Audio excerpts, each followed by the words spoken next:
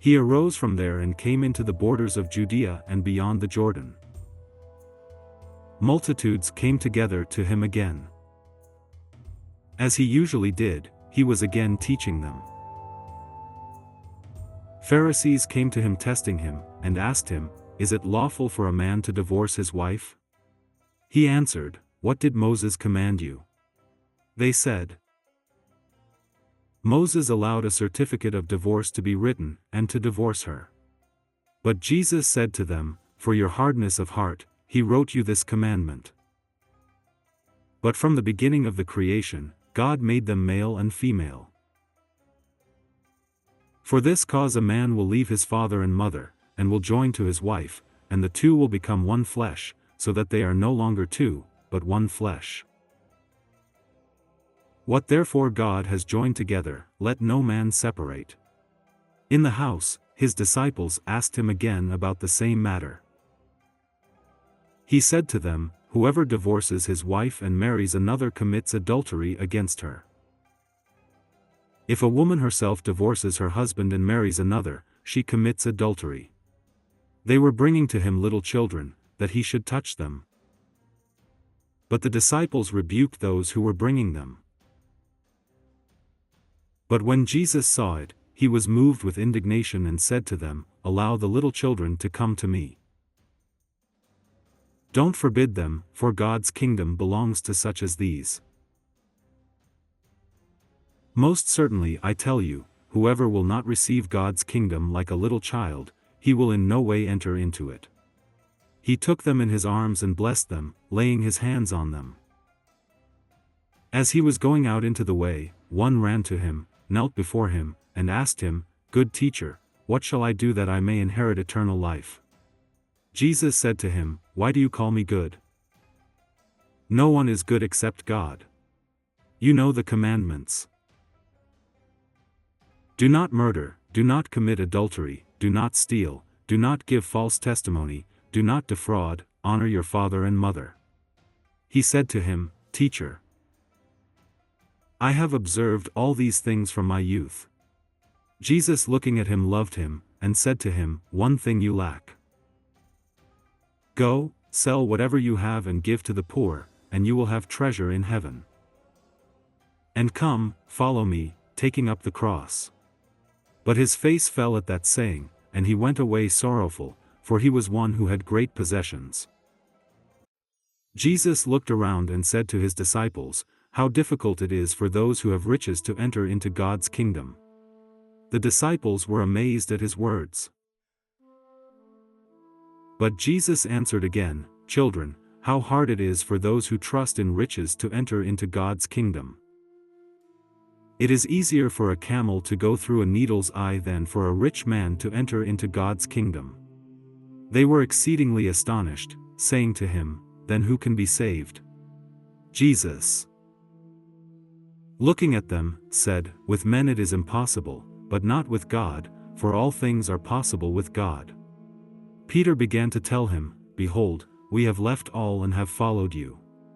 Jesus said, "Most certainly I tell you, there is no one who has left house, or brothers, or sisters, or father, or mother, or wife, or children, or land, for my sake, and for the sake of the good news.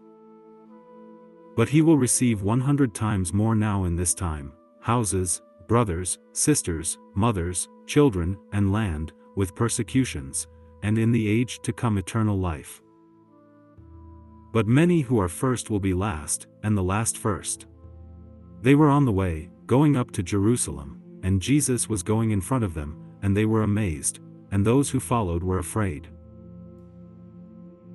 He again took the 12, and began to tell them the things that were going to happen to him. "Behold, we are going up to Jerusalem. The Son of Man will be delivered to the chief priests and the scribes. They will condemn him to death, and will deliver him to the Gentiles. They will mock him, spit on him, scourge him, and kill him. On the third day he will rise again."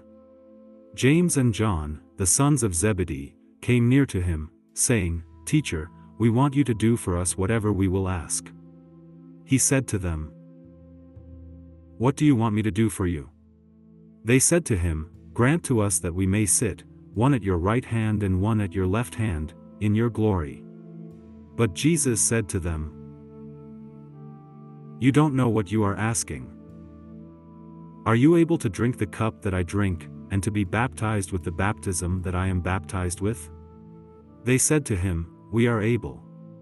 Jesus said to them, "You shall indeed drink the cup that I drink, and you shall be baptized with the baptism that I am baptized with. But to sit at my right hand and at my left hand is not mine to give, but for whom it has been prepared." When the 10 heard it, they began to be indignant toward James and John. Jesus summoned them and said to them, "You know that they who are recognized as rulers over the nations lord it over them, and their great ones exercise authority over them. But it shall not be so among you, but whoever wants to become great among you shall be your servant. Whoever of you wants to become first among you shall be bondservant of all. For the Son of Man also came not to be served but to serve, and to give his life as a ransom for many." They came to Jericho. As he went out from Jericho with his disciples and a great multitude, the son of Timaeus, Bartimaeus, a blind beggar, was sitting by the road. When he heard that it was Jesus the Nazarene, he began to cry out and say, "Jesus, you Son of David, have mercy on me." Many rebuked him, that he should be quiet, but he cried out much more, "You Son of David, have mercy on me." Jesus stood still and said, "Call him." They called the blind man, saying to him, "Cheer up. Get up. He is calling you." He, casting away his cloak, sprang up, and came to Jesus. Jesus asked him, "What do you want me to do for you?" The blind man said to him, "Rabboni, that I may see again." Jesus said to him, "Go your way. Your faith has made you well." Immediately he received his sight and followed Jesus on the way.